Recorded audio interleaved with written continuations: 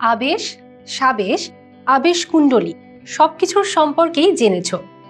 আজকে আমরা জানব কোনো সার্কিটে একের অধিক আবেশকুণ্ডলী থাকলে সেক্ষেত্রে ওই সার্কিটে তুল্য আবেশাঙ্ক কত হয়। কোনো সার্কিটে একের অধিক আবেশকুণ্ডলী বিভিন্নভাবে থাকতে পারে, এইভাবে, এইভাবে, আবার এইভাবেও।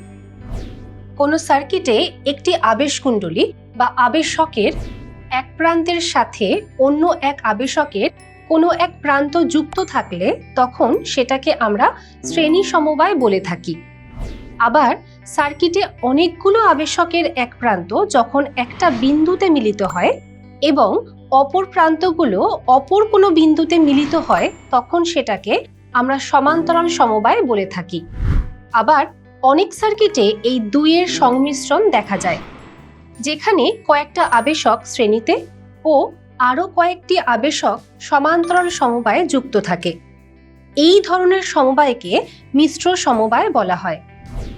এইবার দেখব এই সব ক্ষেত্রে সার্কিটে তুল্য সাবেশাঙ্কের মান কত হয়। এর আগে তোমরা রোধ সমবায়ের তুল্য রোধ, ধারক সমবায়ের তুল্য ধারকত্ব সম্পর্কে জেনেছ। আবেশকুণ্ডলীর সমবায়ের তুল্য সাবেশাঙ্কের হিসেব অনেকটা তুল্য রোধের হিসেবের মতোই। L1 ও L2 দুটি আবেশক যদি শ্রেণী সমবায়ে যুক্ত থাকে তবে সেই সার্কিটের তুল্য সাবেশাঙ্ক হবে L1 plus L2 plus minus 2M, যেখানে M হল কুণ্ডলীদ্বয়ের পারস্পরিক সাবেশাঙ্ক। এখানে প্লাস বা মাইনাস সাইন নির্ভর করে কুণ্ডলীর মধ্যে চৌম্বক প্রবাহের উপর।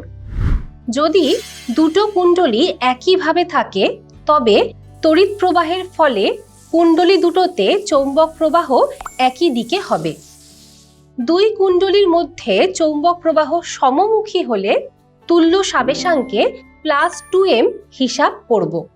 আবার যদি একটি কুণ্ডলী এইভাবে ও অপর কুণ্ডলীটা এইভাবে থাকে তখন তড়িৎ প্রবাহের কারণে কুণ্ডলীদ্বয়ের মধ্যে সৃষ্ট চৌম্বক প্রবাহ এই রকম পরস্পরের বিপরীতে হবে। তখন আমরা তুল্য সাবেশাঙ্কের হিসাবে মাইনাস 2M কে হিসাব করব।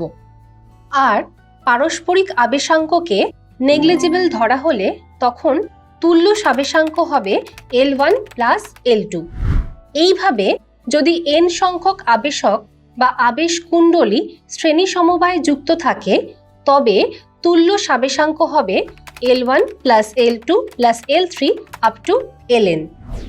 কোনো ক্ষেত্রে সমস্ত আবেশকের সাবেশাঙ্ক সমান হলে ও সেটার মান যদি L ধরি তবে তুল্য সাবেশাঙ্ক সমান হবে NL।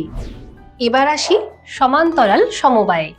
যদি L1 ও L2 দুটো আবেশক কোনো সার্কিটে সমান্তরাল সমবায়ে যুক্ত থাকে তবে এই সার্কিটে তুল্য সাবেশাঙ্ক হবে L1 L2 minus M square by L1 plus L2 plus minus 2M। আগের মতোই M হল কুণ্ডলীগুলোর পারস্পরিক সাবেশাঙ্ক। এখানেও প্লাস বা মাইনাস সাইন নির্ভর করে কুণ্ডলীতে চৌম্বক প্রবাহের ওপর বা কুণ্ডলীর পাকের উপর। কুণ্ডলী দুটোর পাক একই রকম হলে চৌম্বক প্রবাহ সমমুখী হবে, তখন হিসাবে প্লাস সাইন ব্যবহার করব। আবার দুটো কুণ্ডলীর পাক একই দিকে না হয়ে পরস্পরের বিপরীত দিকে হলে তখন কুণ্ডলী দুটোতে চৌম্বক প্রবাহ পরস্পরের বিপরীতমুখী হবে। সেই ক্ষেত্রে তুল্য সাবেশাঙ্কের হিসাবে মাইনাস সাইনকে ব্যবহার করব। এক্ষেত্রেও যদি পারস্পরিক সাবেশাঙ্ককে শূন্য বা নেগলিজিবল ধরা হয় তবে তুল্য সাবেশাঙ্ক হবে L1 L2 by L1 plus L2। সেটাকে আবার এই রকম ভাবেও লেখা যায়।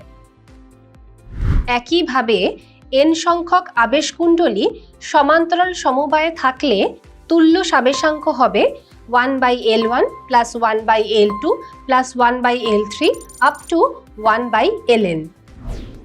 শ্রেণী সমবায় ও সমান্তরাল সমবায় ছাড়াও আরও একটা সমবায়ের কেস হতে পারে, যেখানে সার্কিটে আবেশকুণ্ডলীগুলো এইভাবে থাকে, অর্থাৎ মিশ্র সমবায়ে থাকে। ধরো এই সার্কিটে L1, L2, L3, L4 ও L5 পাঁচটা আবেশকুণ্ডলী এইভাবে যুক্ত আছে। এখানে L3, L4 ও L5 সমান্তরাল সমবায়ে রয়েছে। এগুলোর তুল্য সাবেশাঙ্ককে L প্রাইম ধরলে সার্কিটে L1, L2 ও L প্রাইম শ্রেণী সমবায়ে রয়েছে, অর্থাৎ এই সার্কিটের তুল্য সাবেশাঙ্ক হবে L1 plus L2 plus L prime. এইভাবে আমরা বিভিন্ন সমবায়ের তুল্য সাবেশাঙ্ককে গণনা করতে পারি। এই গণনা শুধুমাত্র পরীক্ষার খাতায় সমস্যা সমাধানের জন্যই নয়, আমাদের দৈনন্দিন জীবনে ব্যবহৃত নানান যন্ত্রে আবেশকুণ্ডলী ব্যবহারের সময়ও উপযোগী।